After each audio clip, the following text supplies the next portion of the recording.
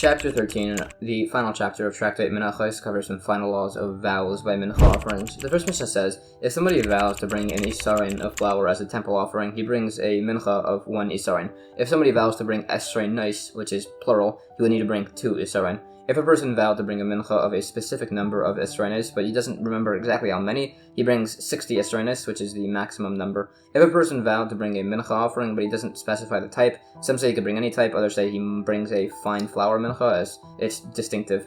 If somebody vows to bring a mincha or a type of a mincha, he brings 1. If he vows to bring menachos or types of menachos, he brings 2. If somebody vowed to bring a specific type of mincha offering, but he's not sure which, he brings all 5 possible variants. If somebody vowed to bring a mincha of a specific number of esrainim, and he's not sure how many, some say he brings 60 isarin, others say he now needs to bring 60 different mincha offerings, one with isarin, one with 2 isarin, one with 3, etc., until 60. The Gemara says, it's said, if somebody vows to bring an isarin, he brings an isarin. That's just a preface, as that's very obvious. Then when it said if somebody vows to bring esrainis, plural, he brings 2, as that's the minimum implied. We said if somebody vows to bring an amount of esrainis, but he's not sure how many, he brings 60 isarin. And some say that the later differing opinion would require him to bring 60 different vessels containing 1 to 60 esrainis. Others say it's like this later opinion, but actually it would only require 60 vessels of 1 isarin each, which are brought, as he hadn't implied that they'd be brought in a single vessel. If somebody vowed to bring a specific type of mincha, but he didn't specify the type,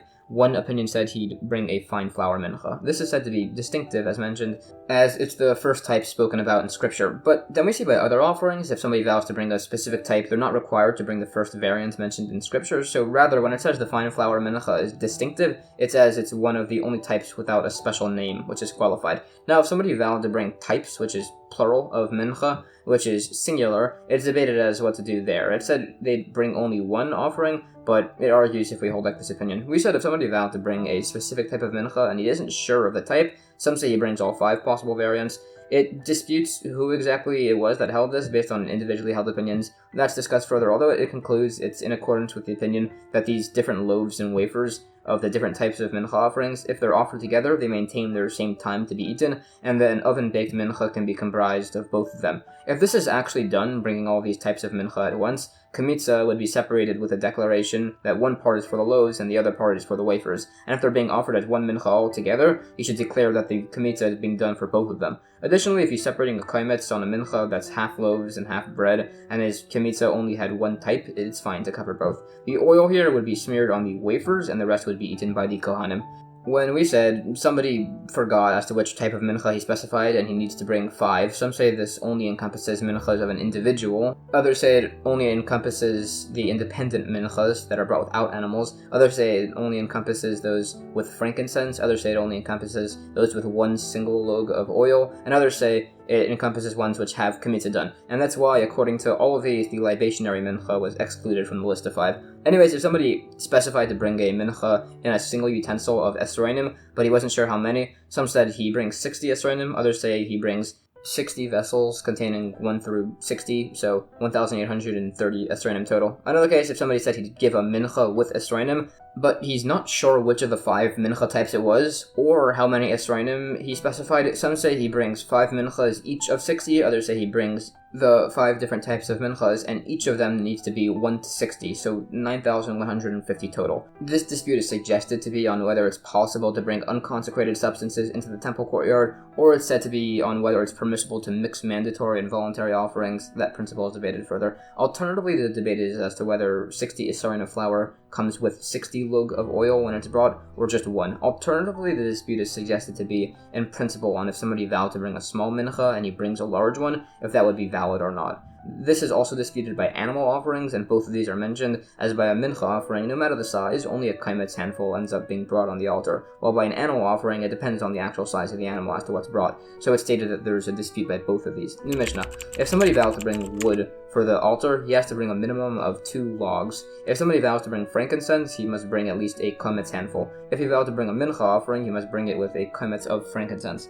If somebody offered a kaimetz outside the temple, he is liable. The spoonfuls of the frankincense require 2 kamatzim. If somebody vowed to bring gold to the temple, he must bring at least a gold dinner. If somebody vowed to bring silver to the temple, he must bring at least a silver dinner. If somebody vowed to bring copper, he must bring at least copper of the worth of a silver me'ah coin. If somebody said he vows to bring some metal, but he's not sure how much. He must bring enough until he can say for certain that he wouldn't have brought that much. The Gemara elaborates on the sources for these teachings and minimums. Also, if somebody vows to bring something to the altar, he must bring frankincense, as that's the only thing that's offered entirely. The ola's hide, for example, are kept by the Kohanim. The bird ola's crop and feathers aren't offered. The libations are poured down the drainpipe, and the libation mincha is actually entirely burnt on the altar, but it's very similar to a typical mincha, so it's not suggested. We said a vow to bring gold requires a gold dinner. This is where a coin was specifically mentioned, and it's not a pruta coin of gold, as those are not typically made. The same applies for silver. For copper, some say he must bring a small copper fork, which was something that could be used to clean out the menorah, for instance.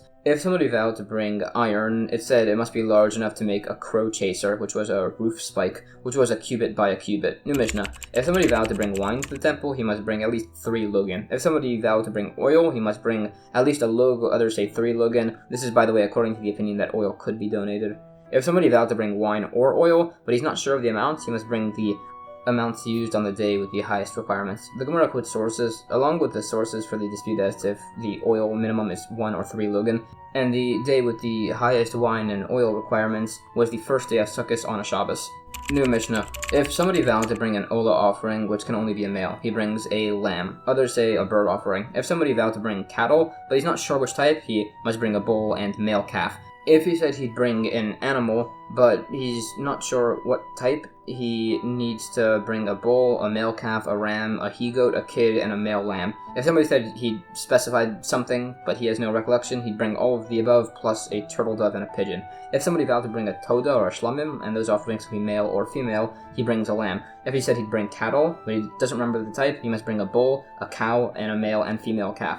If he said he'd bring an animal, but he's not sure what type, he brings all of those, plus a ram and a ewe and a he-goat and a she-goat and a male and female kid and a male and female lamb. If somebody vowed to bring an ox, he must bring an ox and libations, which were worth 100 dinarim. If somebody vowed to bring a calf, he must bring a calf and libations, which are worth 20 dinarim. If somebody vowed to bring a ram, he must bring a ram and libations, which were worth 8 dinarim. If he vowed to bring a lamb, he must bring a lamb and libations, which were worth 4 dinarim. If somebody vowed to bring an ox worth 100 dinarim, he must bring a 100 dinarim ox, and then also libations. If he said he'd bring a 20 dinar calf, he must bring a 20 dinar calf, and then also libations. The same applies to the other animals. If somebody vowed to bring an ox worth 100 dinarim, and he brought 2 oxen worth 100 dinarim total, that's insufficient. If he vowed to bring a black ox, and he brought a white one, or he vowed to bring a large one, and he brought a small one, that would be invalid. If he vowed to bring a small one, and he brought a large one, that's a dispute. The Gemara says, by the vow to bring an ola, some say he should bring a lamb, others say he should bring a bird. That's not an actual debate, that was just some regional difference.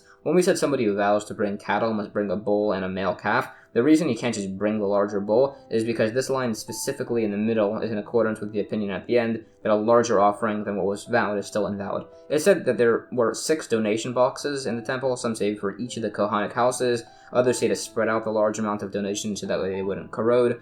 Others say it was for each type of animal, according to the opinion that the larger ones can't just be brought instead. Others say they're for particularly listed offerings, others say they're for various excess funds. They dispute between these opinions as to specific parts of different offerings were donated or otherwise. It's said that the excess of the 10th of an ephah of the Kohen Gadol offering is left to rot. New Mishnah. If somebody vowed an ox as an ola and it becomes blemished, he can bring 2 animals of individually lesser value to replace it. If 2 animals were designated as an ola and they become blemished, it's a dispute if he can bring one new one for its money. If somebody had a ram as an ola and it got blemished, he can bring a lamb as a replacement. If somebody vowed a lamb as an ola and it was blemished, it's a dispute if he can bring a ram for its money. The Gemara explains, this repeating dispute is essentially as it's like somebody vowing to bring a large offering and then replacing it with a small one as it got blemished.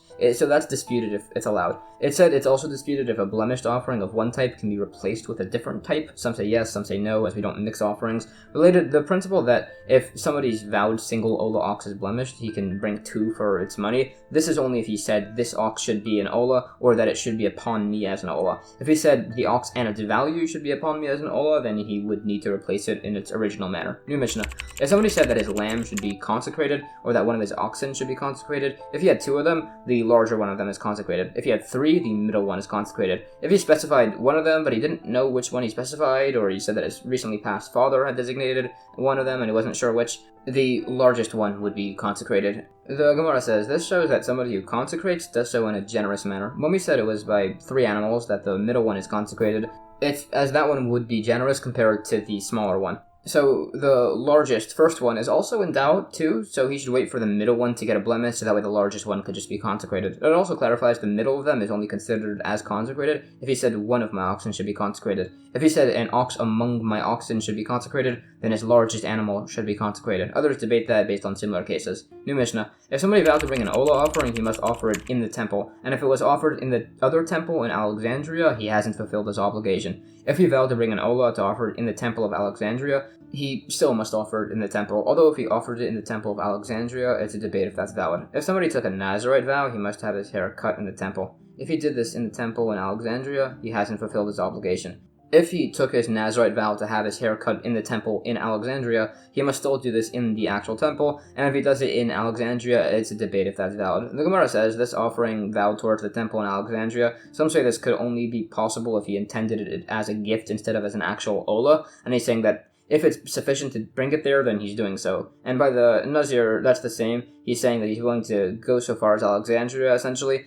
And if it's not an actual Nazirite vow, then it's essentially just a vow of abstinence. Others dispute this and say the Ola would actually be a real valid offering. New Mishnah. Any Kohanim who served in the temple of Alexandria, or in any idolatrous temple, they could not serve in the temple of Jerusalem. Kohanim who do so are treated like blemished Kohanim, meaning they can eat of offerings, but they can't make any offerings themselves. The Gemara says, if a Kohen serves the idol, and then repents and serves in the temple, it's perfectly valid, which it sources. If a Kohen accidentally served an idol, by throwing its blood, for instance, incorrectly thinking that that was allowed, it's a debate if his offerings in the actual temple are then valid. These opinions are sourced and additionally speaks on this by other conversations. It additionally spent some time disputing this and explained the necessity for all of these. As the temple in Alexandria was listed separately from an idolatrous temple, we clearly don't think that the Alexandria temple was idolatrous. The history behind this was essentially that the sage Shimon HaTzadik served on Yom Kippur every year, and in one year he told people that he would die that year, as typically he met a man wearing white in the temple, and this time he was met by a man wearing black.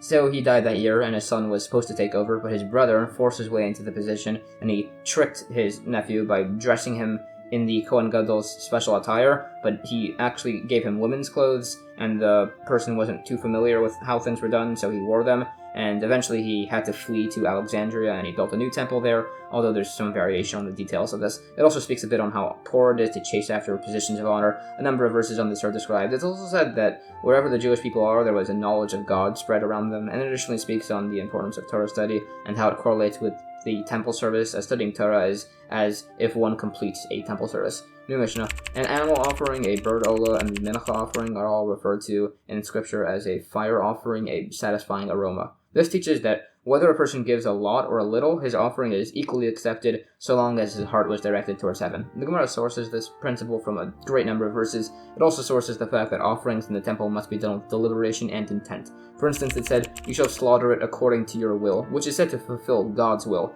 and with your own will, with intent. And that's the end of chapter 13 and the entire tractate Menachos.